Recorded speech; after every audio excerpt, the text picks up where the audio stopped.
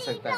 केवल जो शरीर को घात कर सकता है उससे कभी भी हमें डरना नहीं है। तो परमेश्वर देखो आज आपके सामने है, आज इतना समय और वक्त हुआ है। देखो परमेश्वर ने हमें, अगर हम परमेश्वर के साथ बने रहे, चलते रहे, तो हम आपके सामने हैं कि परमेश्वर हमें इस्तेमाल कर रहा है। आप सभी भाई बहनों के लिए सामने हमारी क्या औकात है कि हम आप इतने लोगों के सामने परमेश्वर की बातें कर सके या परमेश्वर का वचन सुना सके?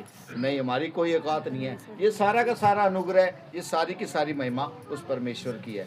ये सारी की सारी दया उस परमेश्वर की है जो हम आप लोगों के बीच में उस परमेश्वर का कलाम को, उसके परमेश्वर के वचन को बांटते हैं। तो परमेश्वर के साथ अगर आप चलोगे ना, तो वो तो आपके साथ 4 कदम चलने के लिए तैयार है। एक आओगे तो वो आपके साथ 4 कदम आने को तैयार है। लेकिन बेशक है कि हमें अपने आप को तैयार करना है उस परमेश्वर के काम के लिए, उस परमेश्वर के राज्य के लिए। और वो इसीलिए जगत में आया और अपने आप को आपके लिए उसने दे दिया। हमें वो व्यर्थ नहीं ठहराना है। हमें उस काम को, उस योजना को उसकी जानना है जिस मकसद से वो इस पृथ्वी पर आया था। अगर आप उस परमेश्वर के साथ बने रहोगे, चलते रहोगे, तो परमेश्वर आपको सिखाएगा। मैं सच में कहता हूँ, जिस प्रकार उसे हमें सिखाया, हमें समझाया, परमेश्वर के वचन और कलाम को पढ़ना सिखाया, समझना सिखाया, सुनाना सिखाया, वैसे ही वो आपको भी समझा सकता है, आपको भी सिखा सकता है। इसमें कोई अपने आप को कमज़ोर समझने की ज़रूरत नहीं है, ना ही कोई ऐसा समझे कि मुझे पढ़ना नहीं आता, मुझे लिखना नहीं आता।